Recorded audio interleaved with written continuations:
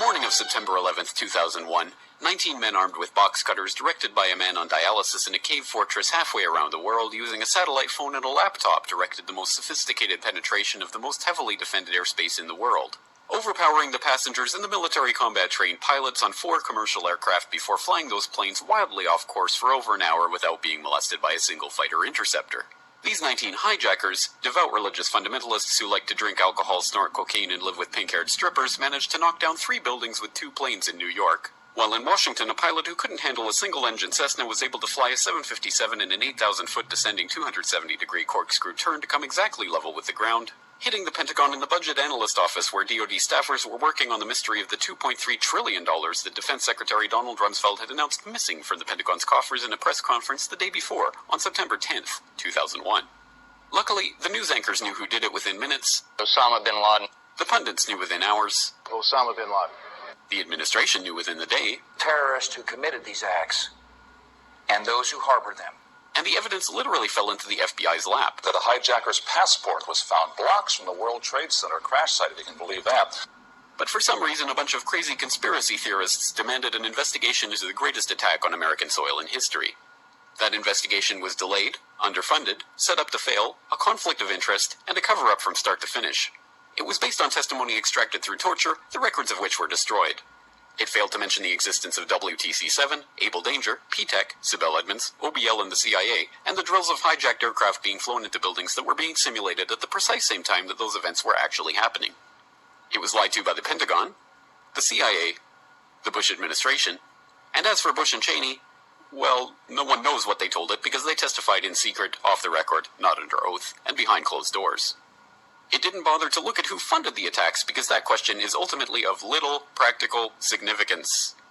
Still, the 9/11 Commission did brilliantly, answering all of the questions the public had, except most of the victims' family members' questions, and pinned blame on all the people responsible, although no one so much as lost their job, determining the attacks were failure of imagination. Because Nobody in our government, at least, and I don't think the prior government that could envision flying airplanes into buildings. Except the Pentagon, FEMA, NORAD, and the NRO. The DIA destroyed 2.5 terabytes of data on Able Danger, but that's okay because it probably wasn't important. The SEC destroyed their records on the investigation into the insider trading before the attacks, but that's okay because destroying the records of the largest investigation in SEC history is just part of routine record keeping. NIST has classified the data that they used for their model of WTC-7's collapse, but that's okay because knowing how they made their model of the collapse would jeopardize public safety. The FBI has argued that all material related to their investigation of 9/11 should be kept secret from the public, but that's okay because the FBI probably has nothing to hide. This man never existed, nor is anything he had to say worthy of your attention, and if you say otherwise, you are a paranoid conspiracy theorist and deserve to be shunned by all of humanity. Likewise him, and her, and her, and her, and him. Osama bin Laden lived in a cave fortress in the hills of Afghanistan, but somehow got away. Then he was hiding out in Tora Bora, but somehow got away. Then he lived in Abbottabad for years, taunting the most comprehensive intelligence dragnet employing the most sophisticated technology in the history of the world for a decade, releasing video after video with complete impunity and getting younger and younger as he did so, before finally being found in a daring SEAL team raid which wasn't recorded on video, in which he didn't resist or use his wife as a human shield, and in which these crack special forces operatives panicked and killed this unarmed man, supposedly the best source of intelligence about those dastardly terrorists on the entire planet. Then they dumped his body in the ocean before telling anyone about it. Then a couple dozen of that team's members died in a helicopter crash in Afghanistan. This is the story of 9/11, brought to you by the media which told you the hard truths about his hip could be seen to move violently forward. And they took the babies out of the incubators. And mobile production facilities.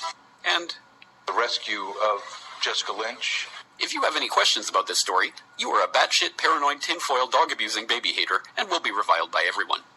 If you love your country and or freedom, happiness, rainbows, rock and roll, puppy dogs, apple pie, and your grandma, you will never ever express doubts about any part of this story to anyone.